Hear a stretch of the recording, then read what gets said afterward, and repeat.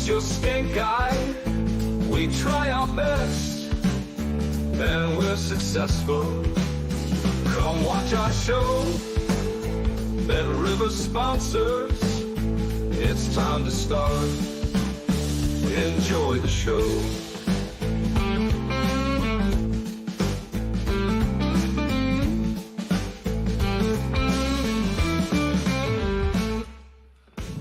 Welcome aboard, everyone, to Betting Weekly Live. It's Friday, the 25th of October. Are you all ready for the weekend?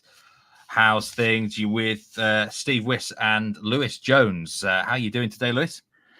Yeah, very good. Thanks, Steve. Yeah, that intro song is so bad. It's actually becoming quite catchy, isn't it? I've heard it a few times now, and it just sort of reminded me of when Crazy Frog went to #1 in the UK charts all those years ago. It's absolutely awful, but hey, we're tapping along now, so maybe it's catching on, this intro. Yeah, but yeah, no, I'm in good form. Yeah, thanks, Steve. How about yourself? I'm very well, thanks, Lewis. Doing pretty well. It was a manic midweek period, wasn't it?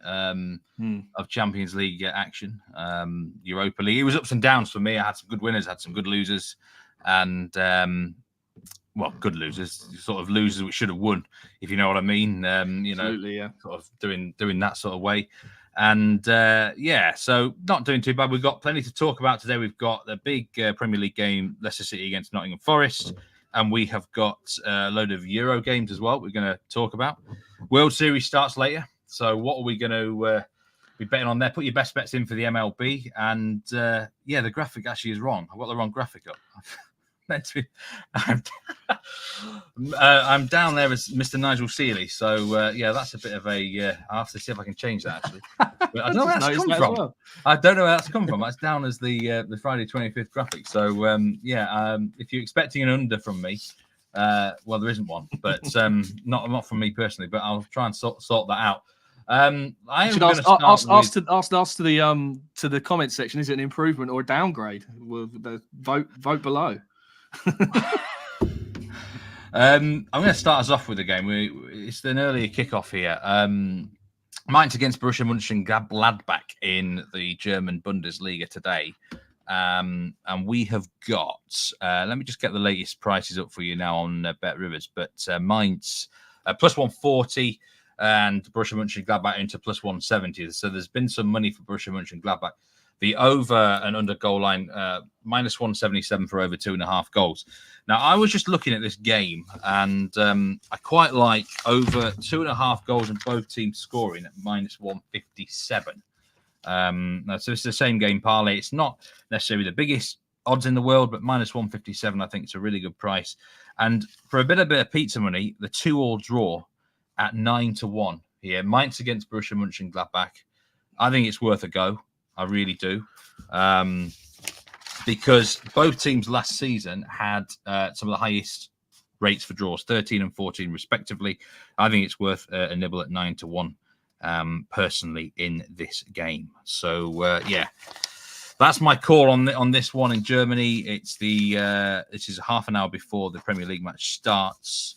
So we are going to hopefully cash there with a decent price at 9-1. And that preludes the Premier League game, the big one, the Midlands derby, Leicester City against Nottingham Forest. I mean, you're becoming a Forest specialist, aren't you, on the show this week, Lewis? Sick of the sight of them. But there we go. That's the Premier League one, Leicester City against Forest. Leicester are the dog in the game for this particular game. Plus 220 now, actually, as we go live on the money line. The tie plus 225 and Forest are into plus 132. We've got an over 2.5 line at plus money for the Premier League, which is very unusual. We don't get that too often now for any match in the Premier League. The under 2.5 is at minus 129. I mean, what did you make of Monday's action first and foremost, Lewis? Because it ended 1-0, but there was nearly about 40 shots in the game.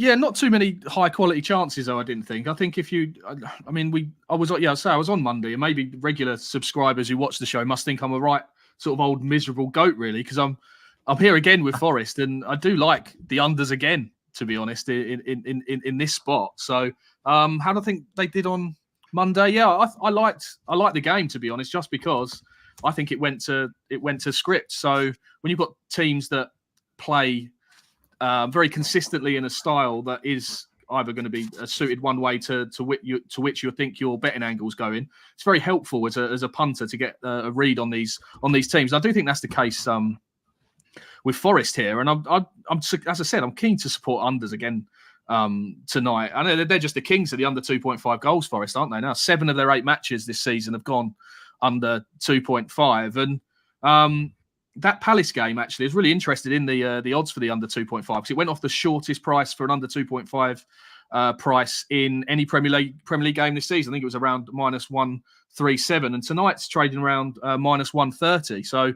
it's in the same sort of ballpark, isn't it? A very similar sort of approach I think we have to take as bettors going into this game.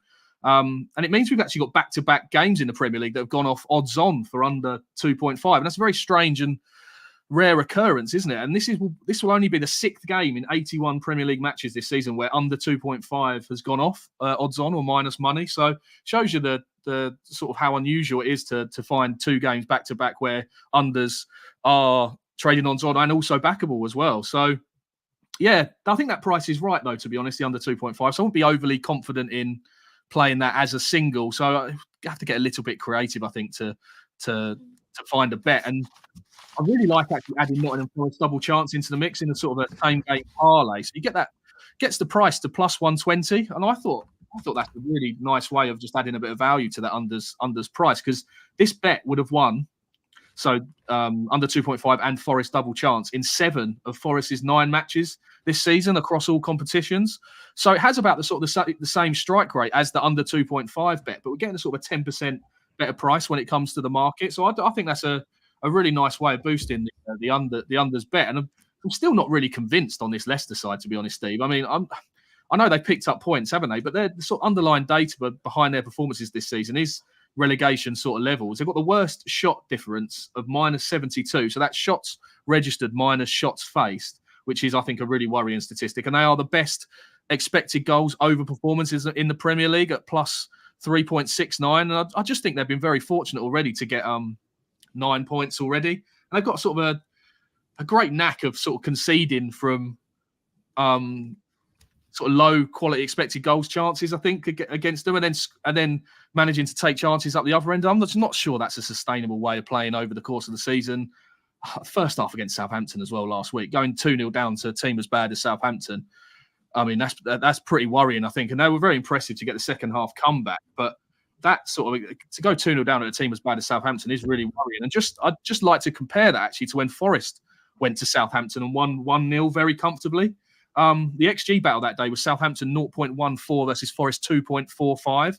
And unfortunately, like analysing football from that sort of form line isn't that simple, is it? But I do think you just have to factor that into the mix of how comfortable Forest were playing Southampton and Leicester struggled for a lot part of that game. So I did have Forest a little bit shorter here than the prices that they are in the win market. And I'm happy to put the same game parlay with the under 2.5 line here. And if Morgan Gibbs-White is fit to start as well, huge player for them. I think he makes a massive difference to their attack. So, and even though Elliot Anderson came in on Monday and did really well in that role, I think Gibbs-White is an upgrade on him. So, yeah, quite like the it's one of my sort of stronger plays of the weekend, actually, this under 2.5 goals and Forest double chance. I just think that price is sort of a smart way of getting the unders on side, I think, Steve. Do you any thoughts on the game?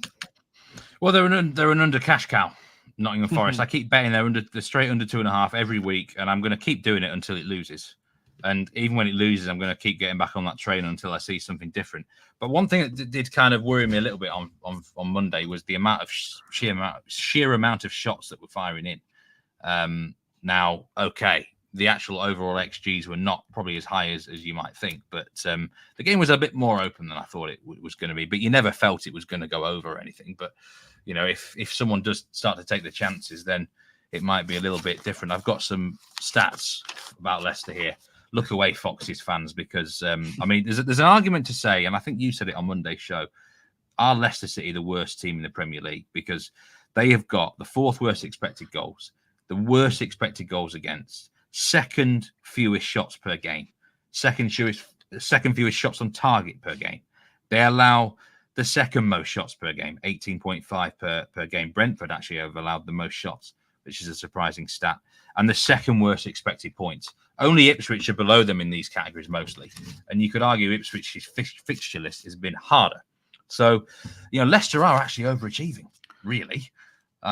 So, I mean, I don't really have much confidence in them. There's not much to base them on, apart from, you hear a lot of people saying they've got the nous of knowing how to get a result. Steve Cooper knows how to get a result, which is hard to factor into any metrics, isn't it, and any bets. But I'm quite anti-Leicester, to be honest. I'm absolutely with you, Steve, to be honest. I think their price for relegation is interesting as well. I think they are trading around even money. And I think that'll shorten over the course of the season. I think if they continue to sort of post these worrying metrics and don't find they've started to find a formula, I think, in the final third with he's brought in Buonanotte to play just off Jamie Vardy, which has helped and made them more of a threat in that final third. But I've still got big worries about the sort of the balance they have between defence and midfield. They don't look the most organised team out of possession, and as you say, they are shipping a lot of chances towards their goal, and I think you can't run away from those sort of data for too long. So yeah, hence why I am keen to get Nottingham Forest on side tonight at that the double chance price with those unders combined as well. Definitely, yeah. I'm just looking through the comments now, and yes, there is a lot of hate from Leon yesterday. I tipped him in a double. James, I think, tipped the over 3.25. Craziest game. I had no idea how I didn't score. It is what it is. That's soccer. That's soccer. Sometimes that's betting. Sometimes good bets sometimes lose, don't they, Steve? Good bets sometimes lose. Yeah, that is exactly the way it goes. Mainz are a big set piece, and Leicester, the second worst side in Europe from set pieces. He's going to play a small stakes double on a couple of centre back goal scorers. Oh, I like this. I like this. Now that's an angle, isn't it? That is definitely. A very good that Leicester have got huge issues from set pieces. I'm with that line of thinking here. I mean, Leicester, they've got some expected goals numbers here, which are quite shocking. They've shipped 5.12 worth of expected goals from set pieces this season, but they've only conceded one goal from such scenarios, and that's a huge overperformance that should sort of correct itself, I think, in time and over the next set of games. And I think it might even narrow itself down in this one, to be honest, because I do like the centre-backs as well. And the bet that really stood out to me, even though it's quite tricky, isn't it, when it comes to finding winners to exploit from a set-piece angle, because you don't know who to back and what to back, because you can always get yourself into a bit of a pickle, can't you, when trying to exploit a set-piece angle, because there are lots of options of what you can do. And I wish you could just bet on the number of set-piece shots or number of set-piece goals. If someone did an over-under line for that, it'd make things a lot easier, wouldn't it? Maybe that's the latest thing. That'll be the next thing in betting. I hope they do. It make my life so much easier, because I'm just the king of backing the wrong centre back to score, Steve. Honestly, it's the story of my life. On my gravestone, it'll be "Here lies Lewis Jones, always backing the wrong centre back to score." I swear. And there's an example I thought of earlier today, which I've got to share with you. It sort of brought back bad memories of this exact example. England at the World Cup in Russia in 2018. They were so strong from set pieces. I'm not sure you remember, under Southgate. And I was definitely invested in this angle. And I backed Harry Maguire to score. I think it was in their second game against Panama. And John Stones managed to score twice. So then I switched the strategy later in the tournament to Stones instead of Maguire. And then Maguire scored first at 40-1 against Sweden in the quarterfinal. So my head was an absolute mess during that tournament. And I think when Maguire scored that goal, I think I was the only Englishman in the pub not celebrating that day, because once again, I managed to back the wrong centre-back in 2 games for England at that World Cup. So, yeah, opening up old wounds there with that. But the bet I like tonight is just a very simple bet in the props market, actually, the shots market. And it's Murillo to have over 0.5 shots with Bet Rivers. So he only needs to have one shot for this to cash, and it's plus 145. I think that's a big price for a centre-back against Leicester to register a shot. Just a shot. Any just shot. A shot. Yeah, it doesn't have to hit the target. It can be blocked, can skew it wide, can hit his head and go wide. Do you know what I mean? It doesn't have to hit the target. It just has to be a registered by a shot by Opta. Because Leicester's last 3 games, opposition centre-backs have managed to rack up the shots. Harwood Bellis for Southampton got 2. Zabani for Bournemouth got 1. Gabriel had 3 for Arsenal in that game, and they shipped so many.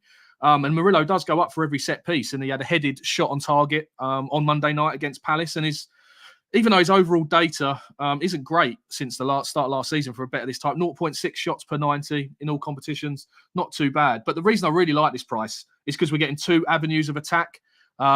in terms of this of how Murillo could get a shot away. So we've got the set piece angle where he goes up for every corner and free kick, and Forest very strong from those situations. But he is a bit of a maverick as well, Murillo. He's a Brazilian ball playing centre half that does like to come out with the ball from the back, and he isn't afraid to take a pot shot from range. So he had 2 shots of this kind versus Chelsea, actually, from I think it was plus 30 yards, both of them. In that game, and he had since the start of last season he's had 8 shots from outside the box. So we've got 2 avenues here for Murillo, I think, from set pieces and also from open play. So I really like that price. It just looked too big for when you consider all the factors: Leicester set piece, defense situation defending, and also the way that Murillo is can go rogue and shoot from anywhere on the pitch. So yeah, I really like that price there, Steve. Yeah. Just going through some of the stats here from the breakdown from the traders, and this is quite a close split. Normally in games, there's a clear public team with a clear dog, and 54% of the tickets are on Nottingham Forest tonight, and only 67% of the tickets are on the over. Now that's normally a lot higher, just naturally, because people like to bet on overs. But for 67%, it's quite low. So I would suggest that the under is actually quite a popular pick. Yeah, you're right. It does take a lot. It does take a lot for people to support the unders, doesn't it? And I think that those statistics only enhance the region. People are happy to back the unders if they know it's going to land, don't they? So I think it is. I think it will land here. I think it's a really strong fancy. So it doesn't surprise me the money sort of going towards that way for under 2.5. Yeah, definitely. The biggest player prop so far is, and it had to be someone that is a difficult one to pronounce, Facundo Buonanotte. Yes, under 0.5 shots on target, minus 110. So that particular bettor doesn't fancy him to hit the target in this game. So, yeah, I mean, just a reminder of those 2 bets again. Murillo for a shot, 1 shot or more, and the other, the same game parlay for the game. Same game parlay, under 2.5 goals, and Nottingham Forest double chance. I think that was around plus money. It was plus money, yeah. Plus. It was plus money. Oh, where are we going? I've got it down here somewhere. Plus 120. Yeah, no. So I think that's a quite a smart way. I think to just get the unders on side and also fade Leicester at the prices as well. Let's have a look at some more comments there. Forest Winter Nil says Rick Haley. I wouldn't not put anyone off that one. And yeah, the graphic has now been changed. I've had all sorts of graphic issues today here. So yeah, that was a funny one. Villa have conceded first in their last 4 Premier League games and not lost any. Bournemouth to score first at 6-4 and Villa to win from behind at 8-1. Thoughts on that one for the weekend? There have been some strange comebacks at times in the Premier League this week. Villa were very flat after the last Champions League round, I thought. Bournemouth I'm on that line of thinking as well, Steve. Actually, I've had one of the things I wanted to do at the start of the season. One of my angles I wanted to really concentrate on was taking on Villa after these big Champions League nights, just because we know how Unai Emery likes to work, doesn't he? He does like to prioritise the European nights, and there's already been a drop-off, I think, in the 2 games after those Champions League games. In the first half against Wolves, they went 1-0 down, didn't they? Came back to win 3-1 eventually, but they were very flat in the first half. And then they played, Manchester United, didn't they, after the Bayern game? And that was one of the worst games I can remember for a long time in the Premier League that finished 0-0. So, yeah, I'd be okay with getting some pro-Bournemouth based plays on side this weekend. Yeah, if anyone can find an angle. I quite like the Semenyo angle, shot on target. The price stood out there to me, but also Bournemouth to score in the first half. The price just mentioned, yeah, I don't mind that at all. RHM really would have won £50,000 from a 12-leg parlay, and only Leon let him down. Oh, dear me. I mean, I'll be honest with you. I mean, someone just asked me there how my ankle is. That Leon game caught me by surprise. I nearly injured it again after kicking the cat. There were so many chances missed yesterday, I'm told. Chris in Bangkok, the Circle Bruges game actually caught me by surprise. I didn't realise how weak their 11 was. Well done to Vikingur Reykjavik. I think the first ever Icelandic side to win a match in European group stage, I do believe. So well done to them. Foxy says, Villa, Girona, Bologna are teams I follow that have looked flat after midweek European games. There's definitely a trend for that down the years this season as well. Teams that are maybe not used to it as well historically or recently just moved in. Girona, I think, are a good example of that. in Spain for sure. It's a good example of that last season with Brighton as well, Steve, wasn't there? They didn't really deal with the extra games. I think some clubs just aren't used to the way that the week falls. I think with the extra games and the workload it takes a bit of time for the sort of behind the scenes staff to get used to sort of managing the squad, especially from a sort of location point of view and travelling to these away games, etc., and making sure the players are ready to go again at the weekend. So I think that's definitely a really interesting betting trend to sort of dig into teams' performances after the midweek European night. Yeah. Now I touched on the Mainz game earlier. I do like the 2-2 draw there and over 2.5 plus both teams scoring. Rennes against Le Havre in the French League tonight. This is a 3 p.m. Eastern kickoff. And Rennes are one of the most popular bets today I've seen across the board. Everywhere I look, everyone's tipping them up, handicaps, the lot. And I was looking in for a reason not to go with them, and I can't find one. This really should be quite a straightforward home win. The more we look at it, Le Havre's form is a shambles. They've lost their last 5 games, and all of them by a 2-goal margin or more. They've scored 1 goal in that period. These are worrying times for Le Havre. This is a battle between Brittany and Normandy tonight. And it's a big game for Rennes. Rennes are down as low as 13th in the table, by the way. So this is a must-win game for them. And, if Julian Stefan doesn't get a couple of wins soon, he might be under some pressure. I've got written down here -1 Asian handicap on Rennes at -112. It's actually -124 now at the time of going live. So there's been plenty of money for them. And this doesn't surprise me. I think it will be close to, it'll be a -1.25 Asian line at kickoff, knocking on the door of -1.5 even. It should be. Rennes should at very worst get the win, but the only concern is their actual form. Just 2 wins all season, but their fixture list has been tough. They have faced 6 out of 8 teams in the top 10. And I always say with soccer, fixtures are king. They really are. So important. You can't just, especially in the first sort of 5-10 games, look at who teams have played. So I've got to advise Rennes on the -1 Asian handicap, and it would be the best bet of the night for me. It's a boring play, and it's a quite a public play, but it's very, very hard to have anything to do with Le Havre these days. Goal scorers that you might want to look at as well in this game, the trio of Kalim Wendo, Guiri, and Ludovic Blas. They're all at least +170 or bigger to score at any time. Those are the 3 we're looking at because I think Albert Grombeck might not be fit or be on the bench for that game. Any thoughts? Any Le Havre backers out there? Anyone going to want to risk some money on Le Havre and turn their really poor form around? Ray says, "Why are you kicking the cat? Have you turned to Zuma?" No, I love my cats. It's just a figure of speech, Ray. I don't really kick cats. I used to punch walls and things, but when you nearly end up with broken fingers, then you got to watch yourself. But Daniel Toledo says Espanyol, Sevilla, both teams score. Yes, and I do totally agree with that one as well. I'll just put the La Liga graphic on here. Espanyol, Sevilla is -122 for both teams score. Yes, and I've got this down as my second best bet of the day. Espanyol have scored in 6 of the last 7 matches, 1 clean sheet all season, and Sevilla have only kept 1 clean sheet away from home. Based on the stats, it should cash here. Got to be honest, Sevilla are a tough side to predict. Not really knowing which version of them is going to show up week in, week out, which can be difficult. From what I've seen from Espanyol, it's tricky, isn't it, when you're a newly promoted side, but they're starting to realise they need to have a go more in games. So, yeah, based on the stats, based on what we've seen on the field, I think that's a very good play.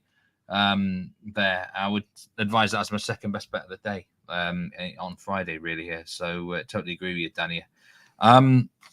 Championship, English Championship. We've got a match here to talk about on Friday evening in Portsmouth. Pompey are in action against Sheffield Wednesday.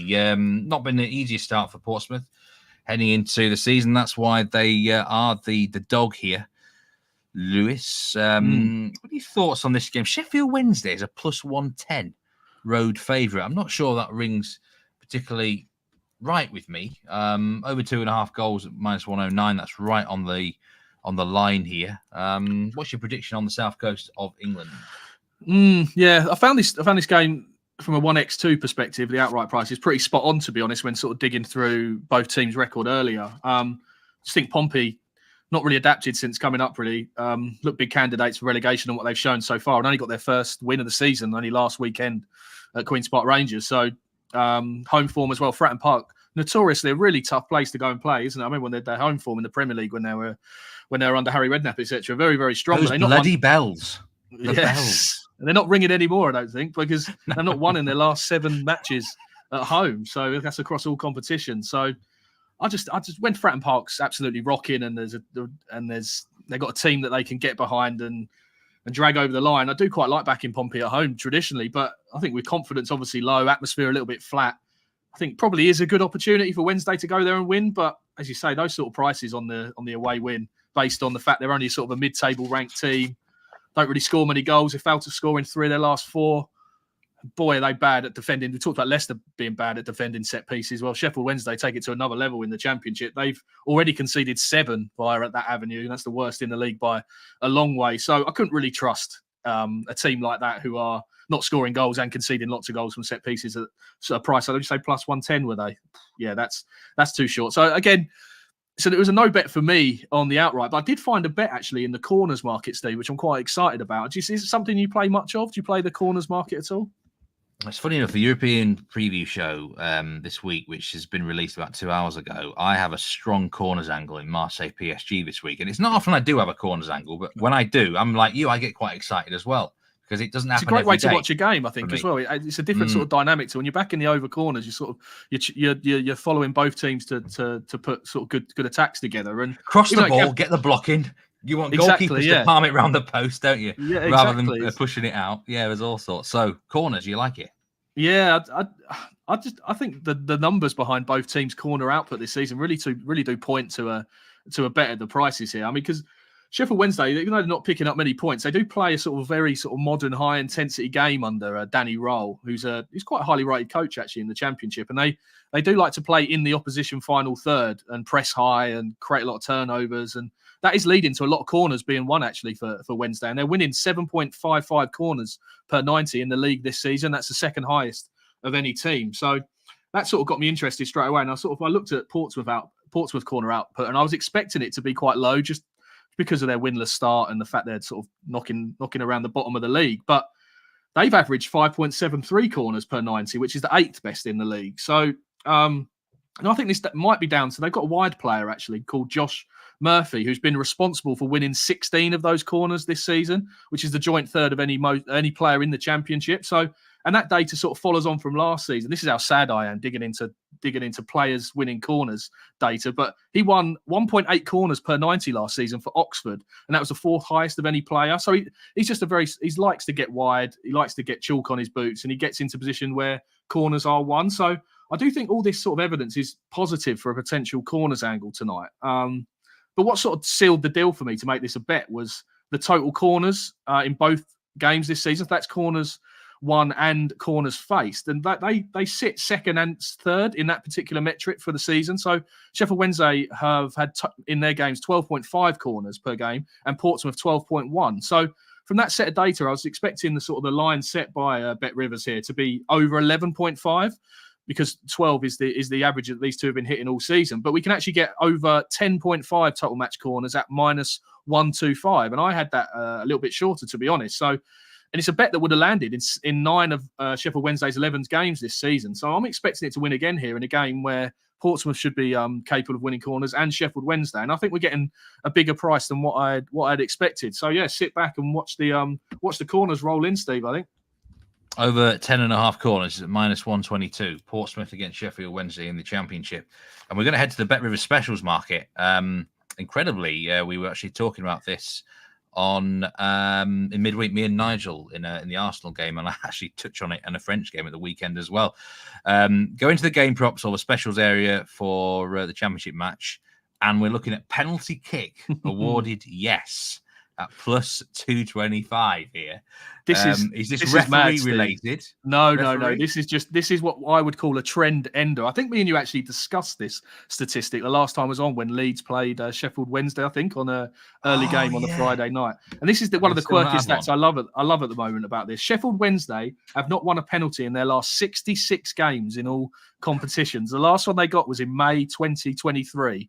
So that was 516 days ago now, and they're the only team in the top 4 divisions of English football not to be awarded a penalty in that period. So, I mean, it's a barren spell of luck, really. Really, it's an unbelievable statistic, really, because 123 penalties have been awarded in the Championship during that time, and none of them have been awarded to Wednesday. And teams that I've sort of worked out the numbers, and you normally get a penalty sort of every 11 games or so in the Championship. So to go nearly 66 games without one, it is quite a quirky and unusual set of circumstances, because you look at what other teams have won in that time. Hull have won 10 penalties in that time. Leeds have won 11. So the fact that Sheffield Wednesday have gone without is really, really bizarre. But I do think, Steve, this might be the night, because Portsmouth have conceded the most penalties of any team in the Championship this season, 3. So, yeah, as you mentioned, Bet Rivers do offer a market on whether a penalty is awarded in the game. So it gives us two options, really, if we're back in the plus 225 here, because we get Sheffield Wednesday on side to win a penalty, and if Portsmouth get one as well. So we only need one of them to be awarded a penalty. And I just think this penalty run is going to be a trend ender. It's going to end soon enough. The numbers are just too bizarre to keep on going, because there's no real logical reason behind it. It's not like they've got players that are not capable of winning penalties. So I just want to be there when it lands, when they do get one. So it's definitely something I'll be following over the next few weeks, and just trying to be there at the front of the queue just to land on it when it eventually comes. So yeah, plus 225 for a penalty to be awarded for either team. 10.2 fouls. Times they've been fouled per game in the Championship this season, Sheffield Wednesday. There are 6 teams who are fouled less than them, so it's not like they're bottom of that list. I mean, I just, imagine if you were a martingale system backer on a Sheffield Wednesday penalty in the last 67 games. You wouldn't have any money left, would you? You wouldn't have any money left. That's an interesting one. Either team. I could be that guy, because I'll probably be using that method to back this over the next few weeks. So come speak to me in a few months' time. But if they're up to 80 games without a penalty, then it could be in trouble. Whilst we've got you on the show, Lewis, looking ahead to the Premier League weekend, I've got to ask you, what's your best bet for Saturday, Sunday in the Premier League? You are a specialist in that league, so give us one to get our teeth stuck into for the weekend. Got my eyes, yeah, Steve, all over Brentford to beat Ipswich at the G-Tech on Saturday. Ipswich, one of 4 teams without a win still, aren't they, in the league, with Palace, Southampton and Wolves. It's quite remarkable that 4 teams still are winless in the Premier League. And I think Ipswich have been the team I've been sort of most disappointed with, actually, because I think they're just going through a bit of an identity crisis at the moment. I thought they'd be able to sort of scare a few teams and shock them with their sort of unique style of play that they brought up from the Championship that got them so much success. But I think they've switched it to be a little bit more harder to beat and direct, and they've sort of stopped doing what they did to get them promoted to a certain extent. And I think the confidence levels are now low. They don't really know whether they should go and implement this new sort of more direct, harder to beat style, or go back to what they were good at in the Championship, where they used to like create overloads, throw men forward, get the ball wide. And back-to-back performances now have been absolutely woeful at West Ham and at Everton. I just think confidence looks rock bottom, and I just think this is a good spot to get Brentford on side here to win the game. Yeah.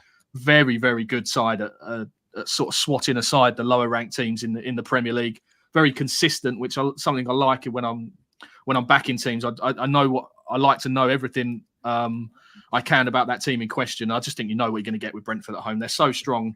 Because from their last 13 home matches against teams that finished the season in the bottom 6 or were in the bottom 6 at the start of the day, they have won 11 of those matches, drawing 1 and just losing once. And that defeat came against Everton last season, who were actually only a bottom 6 side due to their points deduction. So theoretically, you could say that Brentford have actually won 11 of their last 12 home matches against teams rated like Ipswich. And I think that's really, really strong set of results to put your faith in Thomas Frank's team here. Minus 149 on the money line. Big money's come from over the last couple of days for the home win.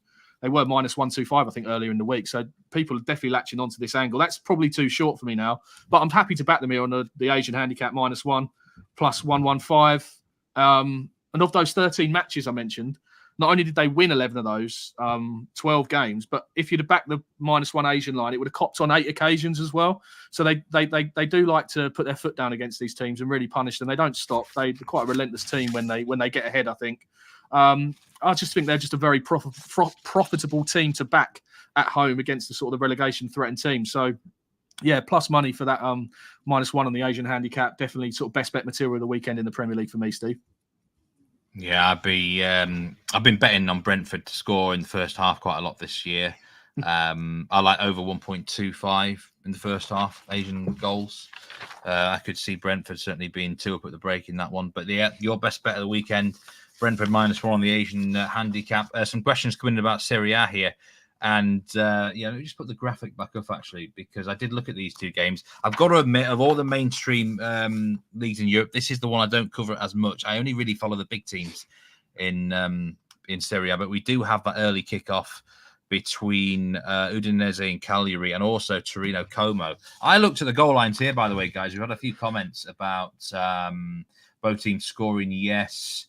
And what do I think about the goal line? They do look low, and I think I'm going to have both teams to score double in these 2 games. Udinese, Cagliari, and Torino Como. I think it plays +210.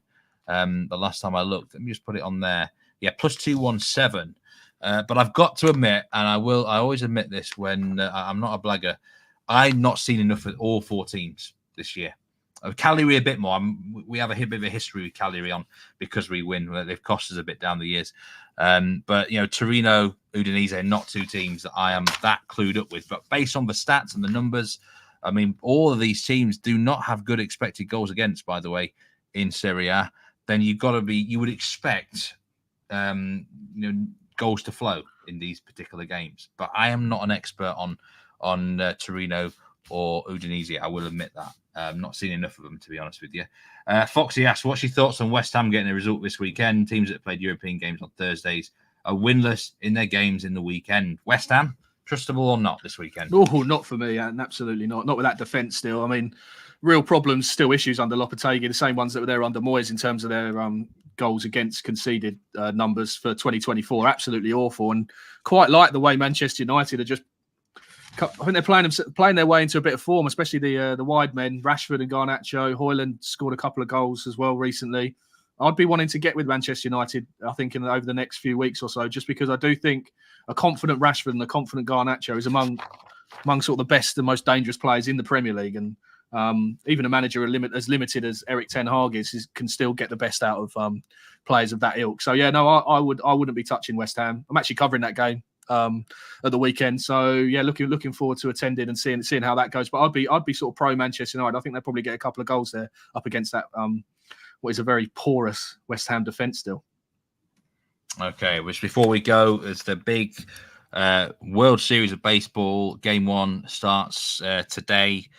New York Yankees at LA Dodgers. I know we've got a lot of baseball bettors in the chat. Shakespeare's come on the last 2 days saying the best bet is the Dodgers to win the series. And they are the favourites in game 1, -125. The Yankees +108. And I can tell you, though, 70% of the money is on the dog here, on the Yankees in game number 1. And we've got a runs line of 8.5. And 83% of the tickets are on the over. I had some interesting numbers from our traders today about the futures bets on the World Series. And I mean, someone placed a bet here on the 12th of December, 2023, a 4-figure bet, nearly $5,000 on the Dodgers at +650. Now that's looking quite good right now. So I wonder if that person's hedged or not. In fact, there was what a bet placed even earlier at 12-1 in June 2023. So I mean, there's so many guys ahead of the trends here, but there's been significant futures bets on both of these sides at minimum 6-1. So for those who've been getting in the futures early, who is going to win the World Series? Shakespeare is absolutely convinced here. Dodgers to win the series, a guarantee. Well, I'll tell you what, Shakespeare, Merchant of Venice style. I'll have a pound of flesh if that one doesn't come in on that one, mate. But he's been very, very good with the advice given on the baseball this year. But it should be. I mean, there's going to be a lot of money placed on this series. I mean, if it goes all the way to Game 7, imagine that. Imagine the interest if it went all the way, Lewis. There. But do tell us what you're betting on the baseball in the chat now or on demand later on, and good luck whatever you're taking over the weekend in that as well.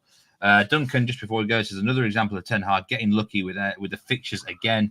United should be vulnerable this week, but not against West Ham. I quite like West Ham this week, but based on no that trend, kudos either. not, No kudos for West Ham. They're not trustable, are they? No, he decided to go on a bit of a rampage, didn't he, at Tottenham last weekend? Decided to punch people in the face, so he's suspended probably for quite a while now. And I think, that sort of sums up the lack of discipline, I think, just within the club at West Ham, just with these new signings and stuff. So, they're not a team that I would have any confidence in. And, as I mentioned, Manchester United attack look like they're playing themselves into a bit of form. So, I can totally see after a European night going to Fenerbahce, it could be a spot where they might be a little bit vulnerable, but can't trust West Ham in that defence. They just still crumble under pressure under every sort of angle. Did it at Spurs, didn't they? They were quite good actually for 45 minutes. Then once Spurs turned the heat up, 3 goals, bang, bang, bang, game over. So I don't really like teams that are a bit brittle and collapse like that. And I think this United attack could take them to the cleaners if they get rolling. So I'd be with United, I think, at the prices. Biggest bet of the day when I got the trader email through was $20,000 on the baseball. Yankees money line. I'm sure there'll be loads more money coming in the hours before kickoff. We've got the biggest soccer bet at the weekend coming up is on Bayer Leverkusen draw. No bet against Werder Bremen, a 5-figure sum there. And a note, actually, last night in the NFL, who won on the NFL last night? The Vikings let a lot of people down. It was an incredible... it was the second best match for the sportsbook on an individual game on the NFL last night. They took significant money from the public. Vikings letting everyone down, Lewis. Not what we want to see there from a betting perspective. Don't trust the Vikings then, obviously. Winston Churchill, newsletter ? I have heard a strong rumour today, that this newsletter will be released in early November. So... it is a work in progress, so do subscribe to that newsletter. There is a link on the in the description below. If you're new to the channel, do hit the like button and the subscribe button as well. They really do help us out. But that's it for Betting Weekly Live this particular week. Best of luck, whatever you're taking over the weekend. We've got preview shows up from the Premier League. We've got preview shows up for the European leagues. And Lewis, appreciate your thoughts. Best bet on Friday. What's your best bet for Friday? I quite like the over corners actually in the Portsmouth versus Sheffield Wednesday games. They're both strong on both actually. We'll go over. Could play the double even. The Forest double chance and under 2.5 there, and also over 10.5 corners. Like them both, so backing both in singles. Can't split them. So could be an expensive or very profitable evening for me. We shall see. And Brentford -1 Asian handicap for the weekend. My best bet for the night, for the day, it's got to be Rennes. -1 Asian handicap, -124. Bloody boring play, but I think at very worst it pushes. Duncan says November this year. Yes, not next. I know it feels like it's going to be next year, Duncan, but we will do our best to get it out there. Brilliant. Okay, well, that's it. Thanks very much, Lewis. Thanks, everyone who's been watching. Good luck, whatever you're taking. And remember to gamble responsibly. We'll see you next week on Betting Weekly Live. Take care.